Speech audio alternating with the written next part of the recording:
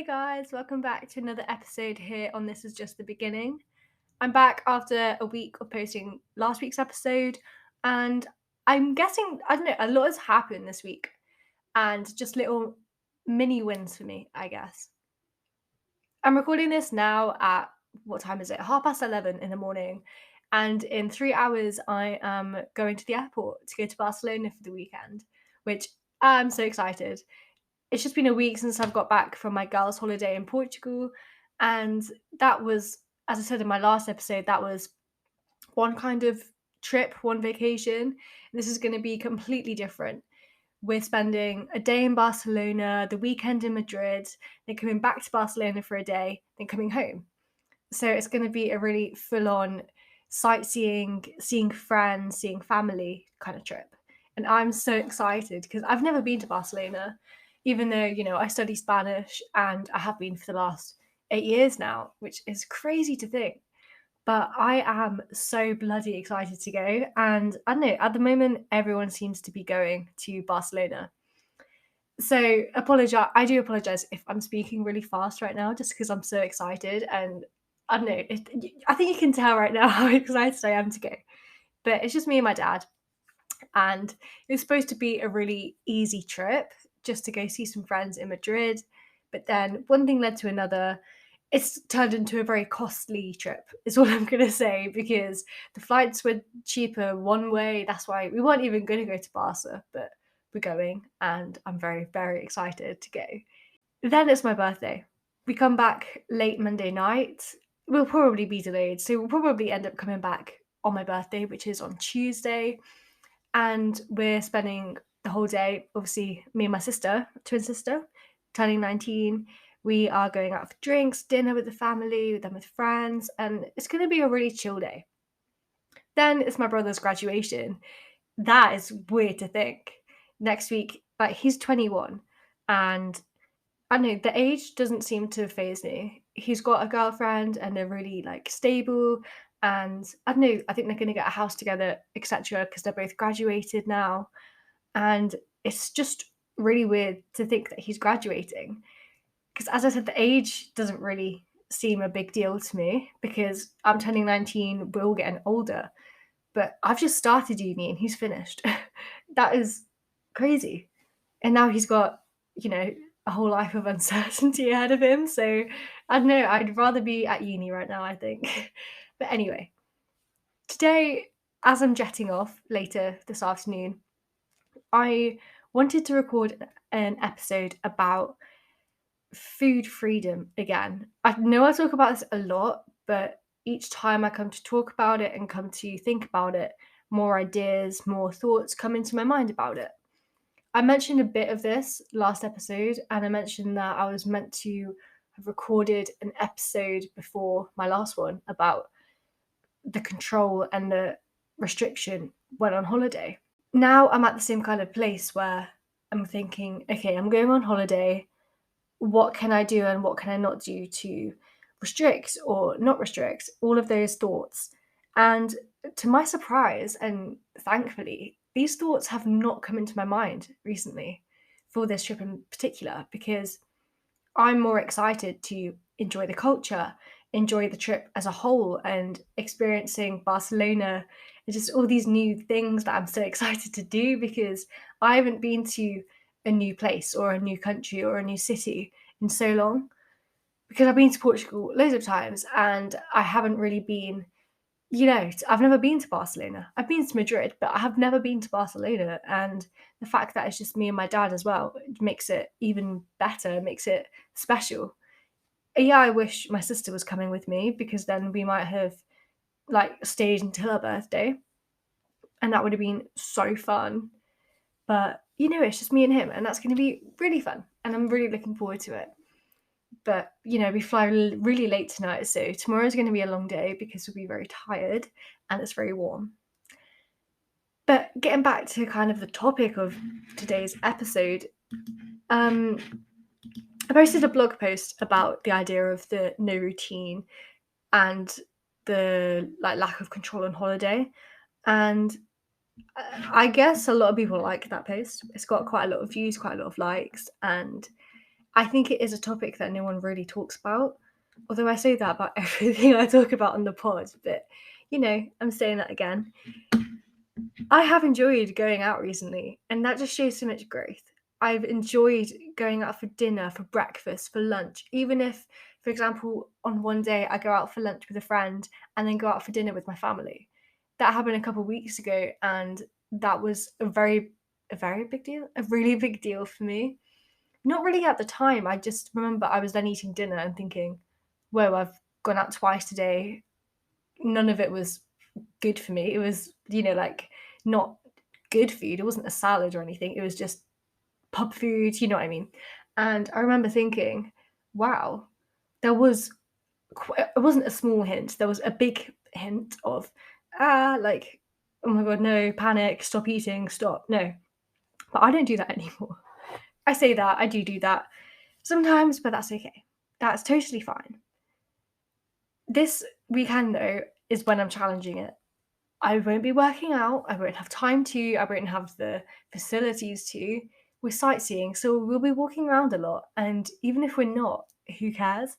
Even if we just walk out the door tomorrow morning and just sit in a bar the whole day, which I wouldn't object to. But I don't know. I just think that I'm in this really good place at the moment where I can just respect what comes. And this probably makes absolutely no sense to anyone, I've just realized, but I am at a really good place right now where I don't care as such where I'm going for dinner or where I'm going for lunch, or not even just food, but just in general. I don't have to live off a strict routine anymore. Yeah, some days I do get panicky if because I still live off times, but not as much. So I I think it's a common thing. If someone says to me, "I'm going to be at your house for 3 p.m." and they don't turn up and they're driving so you can't text them where they are, even though it's they might be coming for like the afternoon or to stay over. And I don't know, if I say a time to people, I mean that time. If I mean around that time, I will say around that time. But you know what I mean? That is just a little niggle that I've got. And I do want to do a whole episode on pet peeves because I've got a lot that people can relate to. But I'm trying to be positive, so I'm not gonna nag, nag. Is that the right word? I'm not gonna go on about that. So I've been going with the flow a lot more, being spontaneous and just enjoying the little moments and yeah, just the spontaneity with friends and family and not always thinking about what am I going to do next? What am I going to eat next? When can I do this? Why are we doing this? All the questions, but no, just live in the moment. And I preach that a lot. And quite a lot of the time, I find myself going against that. But yeah, just recently, I've definitely learned this. I think the girls' trip definitely helped. And I enjoyed that. The thought of not working out all weekend is making me really happy. I'm not stressed for that at all. And then I know next week, it's my birthday. I'm going down to Exeter for my brother's graduation. Like the whole week, I won't be able to do a fat lot of exercise because it's busy, and I'm so excited for that. I get more anxious when, there's nothing on in the day and I don't know what to do and I'm sitting around, and that's when I feel the urge to do another workout or I don't know, along those lines.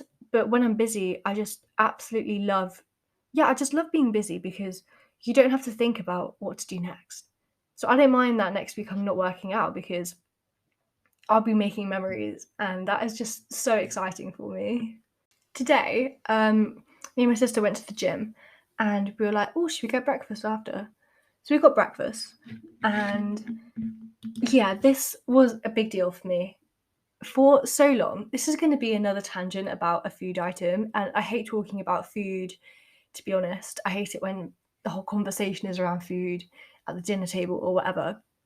But this is something I want to raise because I have just had this realization. For so long, I've not drank cow's milk and I've always had dairy alternatives because genuinely I thought that it was because I was like lactose intolerant or I didn't like the taste or I just didn't like milk. I don't like milk. I really don't like milk. It's too thick. It's too, I don't know. It's just the thought of it makes me a bit, I don't know. So I naturally prefer dairy alternatives. but that is by taste. And for so long, I genuinely thought that I was allergic to it, or yeah, allergic to it. And that was because I started making back in the trend of the Emma Chamberlain iced coffee era. And I did start making, like, in the morning, I'd have a pint of an iced latte before school, sometimes even two, because then I'd take one to go. And that was just so much milk I was consuming. So then I did go the other way, and it just wasn't good for me. And so then I thought, okay, if I'm drinking so much iced lattes, I'll switch to almond milk, because I was copying Emma Chamberlain then. So I switched to almond milk, and then I never went back. And I've always told people that I'm not lactose intolerant because I still eat cheese. Sometimes that doesn't agree with me either way, I guess, if you know what I mean by that. But today, getting back to the point, we had breakfast, and I've been wanting porridge, oatmeal, in so long. You have no idea how long I've been craving it, and I don't know why.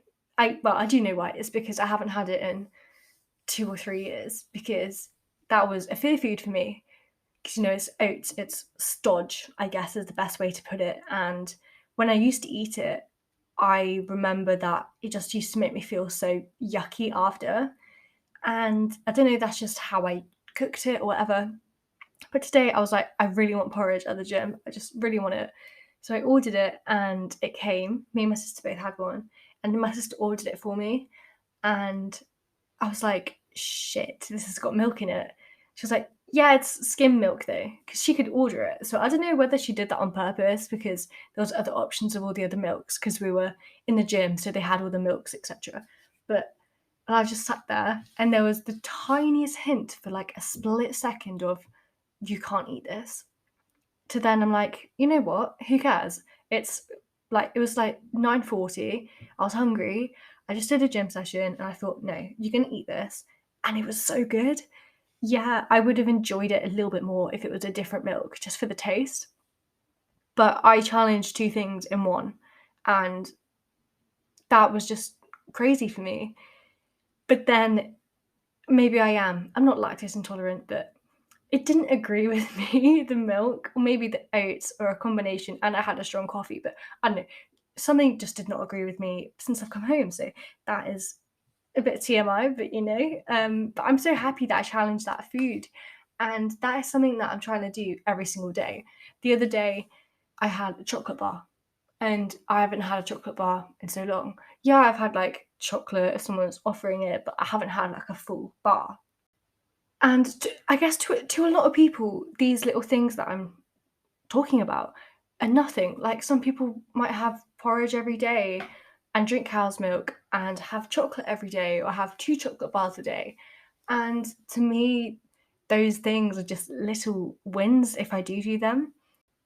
I guess a lot of people don't understand, but if you're listening to this episode, I assume you do understand, and you've probably had your own struggles with not necessarily these food items, but with eating and exercise in itself. You've probably had some kind of relationship with that, because we all have relationships with food and exercise, some more explicit than others, I guess. But we all go through these little patches, or they're not little patches actually, but we all go through these times in our lives where we become so consumed by this idea of diet culture. And I've talked about diet culture so many times, so many times. And I'm going to keep talking about it, because more and more I see, you know, like in the gym, I hate it when I see girls doing, and they're usually younger girls, running for like 7 miles and then just doing 10-minute abs and going every day. Or I see people constantly going on the scales in the gym. I really, I get that there's a healthy relationship with gym and tracking calories and eating healthy. There can be a healthy relationship for that. But then when it starts to turn into obsessive, and if someone puts cow's milk in your coffee, you're going to throw a tit. But there is it's such a fine line. It's such a small, I guess, gap in the whole spectrum where you could just fall off it completely. And I feel like 90% of people who do get into the gym and healthy eating definitely fall off that scale. and then they have to start from the beginning again. That's what I'm currently doing, and I'm loving it. Another winter day was me and my sister did a gym session, and usually when I go to the gym or if I'm working out, I do like a circuit, so I'm constantly moving. But at the gym, you don't do that. You go to machine, you do some squats, you do like individual movements, because I've learned now that if I go to the gym to do a circuit, I could just do that at home. So there's no point in even going to the gym. So today has definitely been a day of wins, and I'm just so happy about that. The whole thing with me at the moment is I'm trying to gain weight. And if one of you listening have had this struggle before to gain weight, it's so difficult when you've been underweight for so long. And I have got really upset the past week. It's been quite an emotional week, to say the least. Just because I'm not seeing much progress with gaining weight. Mentally, I'm seeing a lot of progress, not as much as I like. I thought I was on an amazing path, but now I think I've kind of done as much as I can and progress as much as I can with doing what I'm doing, with, eating 3 meals a day and cutting down and working out once a day. But I need to then do the next step, which is what I'm getting upset about, which is what is really scary about, kind of cutting off exercise almost completely and not making it as though, oh, I'm not working out today, but I've got to go for a walk, because that is still how I'm thinking. I've got to move each day. And this idea of cutting out exercise is going to be a lot easier, next week when I am doing stuff all day, because the days where I'm not doing anything, a Sunday, for example, I need to move. I'm such a hater for a sedentary lifestyle. I just cannot do it. So that's why I find studying really hard, because I can't sit down longer than an hour at a time, which has come from my behaviors and thoughts over the last couple of years. But I was like that before anyway. I am such an active person. Humans, mankind, whatever, we are meant to be active. We're not meant to be sedentary. But again, then there is the extreme of me having a fear of sitting down, which is, what I'm challenging every day, because I never sat down. I always made sure I was moving, and that is so toxic. And you can see where that led, I guess. Now I am at a stage where, okay, the last week I've been really upset about needing to progress to the next stage, which is eating more carbs, possibly introducing normal milk back because it's more calorie, it's fat, um, reducing the salads and replacing it with bread or whatever. I don't know. I think I'm just at the next stage where I need to actually recover. I actually need to actively, consciously gain weight, because I'm not. I'm just trying to do it in a really safe way and a way that agrees with my thoughts. And I can say, okay, this might be a bit scary, but I'll allow that. And I'm still thinking in that way. And I've only just realized that, and that is really pissing me off. Anyway, that just went down a whole private journal tangent then. But I know I like to share these things with you because it helps me unravel my own thoughts, because writing down in a journal is painful sometimes when you've got all these thoughts out, which is why I like doing the pod, because I don't know, I just blurt as I'm doing right now. And I'm guessing this can help so many other people. I am just kind of moaning about my own brain right now, but I'm now going to go into the positive side of that, because now I know that, yeah, okay, recovery is about weight gain, definitely is. But alongside that, it's about the gaining the life back, gaining the memories, and not being obsessive, because I'm still obsessive about food. I've gone the other way now, and I'm thinking, okay, I have to have breakfast, I have to have lunch. And no, now that I'm okay with eating to an extent, now that I'm okay with 3 meals a day, sometimes more, sometimes less, whatever, I can take that and go, okay, I'm traveling, I'm going away for the weekend. I can just eat what I want when I want. And to be honest, starting recovery when I did was definitely the right time, because it was just before summer when I started doing this whole, like, actually progressing. And now that I've been on holidays, I can just see the progress already, and I'm craving workouts now because I'm not doing them every day. But I'm in a way I'm excited for my first workout next week, but not in a way that, oh my god, I need to do that workout now. It's in a way that I love working out, and this is something I've spoken to a lot of people about, the struggle of doing the whole all-in idea of cutting it out completely, and I mean completely, and eating a lot. And I don't think I'd ever do that because I just love exercise too much. And a lot of people say that's wrong to think about and to really just do it, but I can't do that. And I apologize, but I can't do that. I'm not sorry, actually. I apologize too much, I've been told. Kind of the tangent I'm going on this is I am really excited to gaining memories and life back because for so long, um, I didn't have those concepts in my life. Last summer, as well as this summer, last summer was packed full of holidays, trips, events. I don't remember it at all because that summer was when everything was out in the open. I was going to the GP, etc. Everyone knew what was happening. And I guess I could say that I was recovering, but I was still deep into it. It was just all in the open, and I thought that that was what recovery was, but it really wasn't. And it's kind of funny. It's not funny, but it's kind of ironic to see now that no, it's not. It's sad because we went so many places. Yeah, there was COVID, so we didn't go abroad in the summer, but we went all around the country, seeing family, trips away, nights out. We did a lot last summer, and when the clubs first opened, me and Lani turned 18 last summer, and I just don't remember it as such. And I was writing about this morning, and I got quite, not necessarily tearful, but I got a bit emotional about it because last summer was so good. I just turned 18, and I was going to university. I'd finished school for good, and just yeah, none of that happened. And that's really sad to think about. Whereas this summer, I really want to remember it. Yeah, the holiday just gone wasn't exactly what I thought it would be. It wasn't necessarily the girls' night out holiday week, which is what I wanted it to be, which is what, in my suitcase was just going out outfits. And I wore two outfits. And that's really sad, but it is what it is. The phrase I hate the most at the moment, but I still enjoyed it. And that's why this summer is so, I don't know, it's just so much more lively right now because I was still really detached.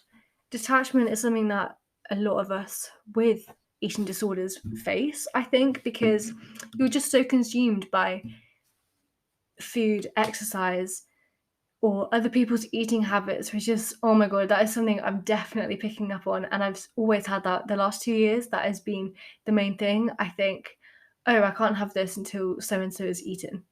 And I found myself doing that the other night when we went to a friend's barbecue with the family, and I was like, oh, I can't eat this till my mum has had her dinner. But then I was like, you know what, Ellie, shut up. If you want to eat it. And that was how I got through that, I think. And my sister was like, Ellie, just grow up. So that was that. Now I'm definitely at the stage where I am excited to go out for dinner, and I'm not so consumed by the calories or anything.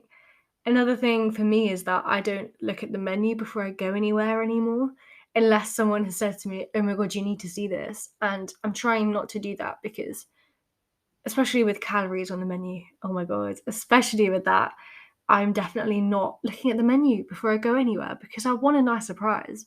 There's always something that I like. Yeah, a couple years ago, there wasn't necessarily all the vegan or veggie options, or even like a healthy option, which is why I struggled. But now there's always that option, so it's fine. But getting back to the whole detachment idea, it wasn't until I think March, April this year, in fact, 2 years into it, that I've suddenly got back in touch with myself. And I explained that to my mum, and she understood weirdly. She just understood it straight away, and that made me feel so much happier that she understood. And it was weird to think that I was just so consumed. And last year, I completely just don't remember it because I just wasn't living in my body. I was living detached, like there was two of me, and I was just watching what was happening, which is why I guess recovery was harder because I didn't think that I was going through what I was going through, I guess. But now it's a lot better, is what I'm saying. I've realized I am still struggling, but that's okay. And that's why I want to share this in a windy, long windy way. That, it's okay to admit that sometimes it's harder than others. And yeah, it's just sometimes you think that you're on the right track when you're not. And that is something quite deep to say because that could relate to anything you're going through. But it's okay to take a step back and think, okay, this isn't what I thought it would be. This isn't the way I wanted to go. And I haven't made much progress right now. But, I've stepped back now and I can reevaluate and I can change my path. I can change my journey. And I think that is one of the most important lessons I've learned recently. Probably the most important lesson I've learned in recovery so far, that recovery is not linear. You're always going to have ups and downs. And this is the same with any mental health journey or just any journey, even with your career, even with just life in general, relationships, work, whatever. There's never going to be a straight path for you. Even if you think, oh, this is the path I'm going down now, which is my kind of mindset at the moment. But now I've taken a step back and realized, actually, no, that is not how life works. You cannot just go down a straight path your whole life. You live in the lanes with all the windy roads, and that's okay. And that's what makes life exciting. But sometimes you need to reverse a few miles back and start again, retrace your steps, and that's fine. That is what I'm currently doing because sometimes you just need to go down a different path and try something new. And yeah, I don't know, it's just about admitting to yourself that what you thought would work hasn't worked. This is a very it's not awkward, just a very up in the air episode, like always. And I love rambling. I just love it because this is my 30 minutes that I can just talk to you guys and really get to the bottom of my emotions as well, whilst also voicing a topic that is, again, always important to talk about. Just, yeah, recovery, food freedom. I'm gonna say now, the margaritas, the sangria, paella, anything. I'm gonna be documenting all of these amazing foods and drinks, as well as all the La Sagrada Familia, El Parque Güell, all of these fascinating, exciting things, Las Ramblas and the bars, of course. And yeah, I'm just going to be documenting this all for you. And hopefully, if I can find time, I will post another episode as soon as I get back, although it will be my birthday. Maybe after my birthday, before I go down to Exeter, I will record a whole new update about this for you. And yeah, I am very excited to go now, and I really need to go shower and get ready to go to the airport because I go in 3 hours. So I need to get ready. And I guess recording this episode now, this is the only time I have, but this is me really procrastinating. So I hope you've enjoyed this.